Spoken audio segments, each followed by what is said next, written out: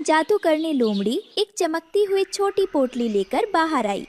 क्या मेरा काम हो गया? मुझे वो चीज चाहिए जिससे जंगल के सारे पक्षी एक ही जगह इकट्ठा हो जाएं। ये लो वो खास बीज। इसका फल इतना रसीला और जादुई है कि जो इसे एक बार चखेगा वो उड़ना भूल जाएगा। फिर वो पूरी तरह तुम्हारे बस में होगा। बहुत खूब। कल सुबह होते ही जंगल में एक नई दावत की तैयारी शुरू। सूखे जंगल के बीच अचानक एक हरा भरा पेड़ उगाया था जिस पर बड़े बड़े लाल सेब लटके थे। जंगल के सभी पक्षी इस चमत्कार को देखकर हैरान थे। अरे, कल तक तो यहाँ सिर्फ सूखी झाड़ियाँ थीं। आज ये जादुई पेड़ कहाँ से आ गया? तुम बस देखते रहो हरिया। मुझे तो ये मेरी किस्मत का तोहफा लगता है।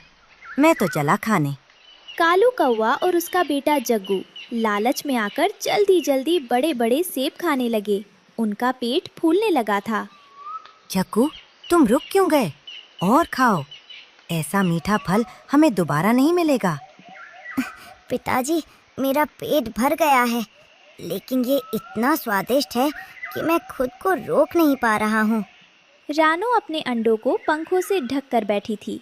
उसके बच्चे भूख से बिलख रहे थे, लेकिन रानो का मन घबरा रहा था।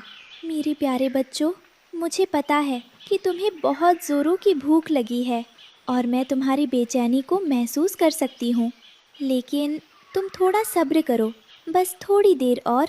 मुझे वो नया अचानक से उगाया पेड़ बिल्कुल भी ठीक नहीं लग रहा है। मेरा मन बहुत घबरा रहा है। एक माँ के तौर पर मैं तुम्हारे लिए सुरक्षित और पौष्टिक दाना ही लाऊंगी, जिस पर मुझे पूरा भरोसा हो। हम कोई भी जल्दबाजी नहीं करेंगे। माँ, बहुत भूख लगी है। कालू काका तो वही फल खा रहे हैं, आप क्यों नहीं लाती? कालू और जग्गू का शरीर इतना भारी हो गया था कि वे जमीन पर ही गिर पड़े। तभी गोरी कवि उन्हें काफी देर से घर न लौटने के कारण ढूंढते हुए वहां आ पहुंची। कालू जी, मैं पूरे जंगल में आप दोनों को ढूंढ रही हूँ। आप यहाँ नीचे क्यों बैठे हैं? चलिए, अंधेरा होने वाला है। गोरी, मुझसे उड़ा नहीं जा रहा। मेरा और जग्गू का शरीर पत्थर जैसा भारी हो गया है। हमें माफ कर दो। बुल्ला चील अपनी गुफा से नीचे देख रहा था और उसकी आंखों में एक क्रूर चमक थी। शाबाश, खाओ और मोटे हो जाओ। जब तुम उड़ नहीं पाओगे तब मैं तुम्हें आसानी से अपना शिकार बनाऊंगा। आज की दावत बहुत शानदार होगी। रानो चिड़िया जांच करने के लिए पेड़ के पास आई। उसने जैसे ही एक गिरे हुए सेब पर चोंच मारी, उसमें से लाल रंग का खून जैसा तरल बहने लगा। हे भगवान, ये तो फल नहीं, ये तो कुछ और है। इसमें से रस नहीं, खून निकल रहा है। मुझे तुरंत सबको सावधान करना होगा। ये कोई साजिश है। रानो झाड़ियों में छुपी डर से कांप रही थी।